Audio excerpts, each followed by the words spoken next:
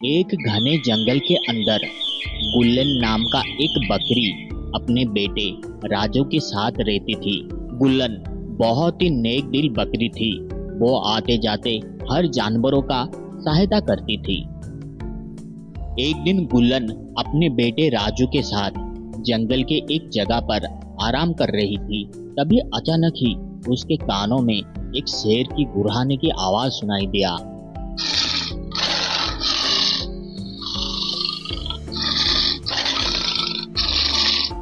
शेर की आवाज से ऐसा लग रहा था कि कोई शेर मुसीबत में पड़ा है। इसलिए गुल्लन ने उसकी मदद करने के लिए सोची। गुल्लन अपने बेटे राजू को अपने साथ में लेकर शेर की आवाज का पीछा करते हुए चलने लगी। कुछ ही दूर जाने के बाद गुल्लन ने देखा कि एक जगह पर एक घायल शेर पड़ा हुआ था। ऐसा लग रहा था कि अभी अभी कोई शिकारी ने उस शेर को गोली मार दिया हो। शेर की पैरों पर गोली लगने के वजह से शेर घायल होकर एक जगह पर पड़ा हुआ था। माँ, ये शेर तो बहुत ही बड़ा है और दिखने में भी खतरनाक लग रहा है। मुझे बहुत डर लग रहा है माँ। चलो, जितनी जल्दी हो सके हम यहाँ से चलते हैं, नहीं तो ये शेर हमें मार कर खा जाएगा। नहीं बेटा, ऐसा नहीं कहते हैं। देखो, शेर को गोली लगा है। लगता है कि कोई शिकारी शेर को गोली मार दिया है। अगर हम ऐसे ही इस शेर को छोड़कर चले जाएंगे तो ये बेचारा शेर तड़प तड़प कर मर जाएगा। हमें इसकी मदद करना चाहिए। मगर माँ, आप ही कहते हो ना, शेर हमारा दुश्मन है और हमें हमेशा शेर से बचकर रहना चाहिए। फिर आप क्यों इस शेर की मदद करना चाहती हो? बेटा, मैं मानता हूँ कि शेर हमारा दुश्मन है, क्योंकि वो हमें मारकर खा जाता है। ये उसकी आदत है, हम जैसे जानवरों को मारकर खाना। मगर शेर अभी भी मुसीबत में है। अगर हम उसकी मदद नहीं करेंगे तो वो मर जाएगा। मेरी एक बात हमेशा याद रखना, चाहे कोई भी मुसीबत में क्यों ना हो, उसकी हमेशा मदद करना, चाहे वो हमारा दुश्मन ही क्यों ना हो। राजू अपनी माँ की बातें अच्छी तरह से समझ गया था। मुसीबत में चाहे जो कोई भी क्यों ना हो, हमेशा उसकी मदद करना चाहिए। और गुल्लन बकरी की ये सारी बातें शेर सुन रहा था। भले ही शेर घायल था, मगर उस दयावान बकरी की बातें वो ठीक से समझ पा रहा था। और गुल्लन बकरी जंगल से कुछ जड़ी बूटियां लेकर आकर उस शेर की घाव में लगा दिया, जिसके वजह से शेर का सारा दर्द कम हो गया। फिर गुल्लन बकरी ने शेर को कहा कि दोस्त, अब तुम्हें डरने की कोई जरूरत नहीं है। मैं तुम्हारे घाव में जड़ी बूटियां लगा दिया है। बस कुछ दिन आराम करने के बाद तुम पहले की तरह ठीक हो जाओगे। बस छोटा सा घाव था, गोली छू कर निकल गई है। बस अपना ख्याल रखना। मैं चलती हूँ। ये कहकर बकरी अपने बेटे राजू को लेकर वहां से चली जाती है। कुछ दिनों के बाद गुल्लन बकरी अपने बेटे राजू के साथ एक तालाब के किनारे आराम कर रहा था। ठीक उसी समय तालाब के दूसरी ओर एक बाघ पानी पीने के लिए आया था।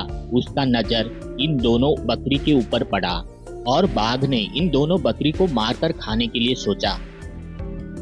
इन दोनों बकरी के साथ वो बाघ कुछ करता उससे पहले ही गुल्लन का नजर उस बाघ के ऊपर पड़ गया। उस बाघ को देखते ही गुल्लन उस बाघ का इरादा समझ गया था। बेटा राजू, चाहे कुछ भी हो जाए, तुम पीछे मुड़कर मत देखना और जितनी जल्दी हो सके तू भागता हुआ हमारे घर चला जा। माँ कुछ देर के बाद तुम्हारे पास आता है, ठीक है? ये कहकर गुल्लन अपने बेटे को वहां से भगा देता है और उस बाघ का सारा ध्यान अपनी ओर खींचकर वो जंगल के दूसरी तरफ भागने लगी, ताकि उसका बेटा राजू सही सलामत अपना घर पहुंच जाए। और वो बाघ भी बिना देरी किए ही गुल्लन का पीछा करने लगा। उसे तो बस गुल्लन का शिकार करना था।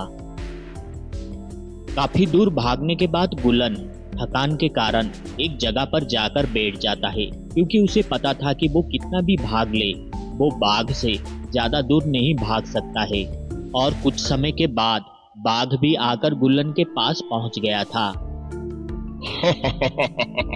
तुझे क्या लगा तू मुझसे तेज दौड़ पाएगी? चाहे तू कितने भी भाग ले, मगर मुझसे तेज नहीं दौड़ पाएगी। आज तेरा मरना पक्का है। तुझे क्या लगता है तू अपनी जान की कुर्बानी देकर अपने बेटे को बचा पाएगी? नहीं, तुझे मारकर खाने के बाद मैं तुम्हारा बेटा को ढूंढता हुआ जाऊंगा और उसे भी मारकर खा जाऊंगा। देखता हूँ आज तुम दोनों को कौन बचाता है। नहीं बाघ भैया, ऐसा मत करो।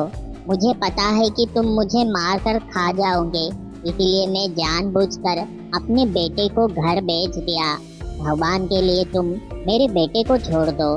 भले ही तुम मुझे मारकर खा जाओ, मगर मेरे बच्चे को छोड़ दो। तुम्हें क्या लगता है तुम्हारे रोने से मैं तुम्हारे बेटे को छोड़ दूंगा? वो बाघ बहुत ही निर्दयी था। बकरी की लाख समझाने पर भी वो बाघ मानने के लिए तैयार नहीं था। बस वो बकरी को मारने ही वाला था कि तभी अचानक पीछे से एक दहाड़ सुनाई दिया। जब बाघ पीछे मुड़कर देखा तो उसके सामने एक बहुत ही बड़ा ताकतवर खूंखार शेर खड़ा था। उस शेर को देखते ही बाघ का हालत खराब हो गया। दुष्ट बाघ, मेरे दोस्त को अकेला छोड़ दे। तुझे क्या लगता है उसको बचाने वाला कोई भी नहीं है? मेरे दोस्त को मारने से पहले तू मुझसे लड़ना पड़ेगा। अगर हिम्मत है तो आजा। जब बाघ ने सुना कि शेर उस बकरी का दोस्त है तो डर के मारे बाघ कांपने लगा, क्योंकि उसे पता था कि वो चाहकर भी शेर का मुकाबला नहीं कर सकता है। शेर के हाथों से मरने से अच्छा है कि मैं यहाँ से भाग जाऊं, ये सोचकर बाघ अपनी जान बचाकर वहां से भाग गया। मगर दूसरी तरफ गुल्लन बकरी को ये समझ में नहीं आ रहा था कि एक शेर ने आखिर उसकी जान क्यों बचाया। क्या हुआ दोस्त, मुझे पहचाना? मैं वही शेर हूँ जो कुछ दिन पहले घायल होकर जंगल में पड़ा था और तुमने ही मेरा इलाज किया था। देखो, मैं पूरी तरह से ठीक हो चुका हूँ। दोस्त, तुमने उस दिन मेरे मदद किया था, जिसके वजह से आज मैं जिंदा हूँ। तुम्हारा ये एहसान मैं जिंदगी भर भी नहीं चुका सकता हूँ। मैं तो तुम्हें उस दिन ही अपना दोस्त मान लिया था, जिस दिन तुमने अपनी जान की परवाह किए बगैर ही ये जानकर कि मैं एक शेर हूँ, तुम्हारा शिकार कर सकता हूँ, मगर फिर भी तुमने मेरा इलाज किया। मैं आज से पहले तुम्हारे जैसा दयावान जानवर इस जंगल में कहीं पर भी नहीं देखा हूँ।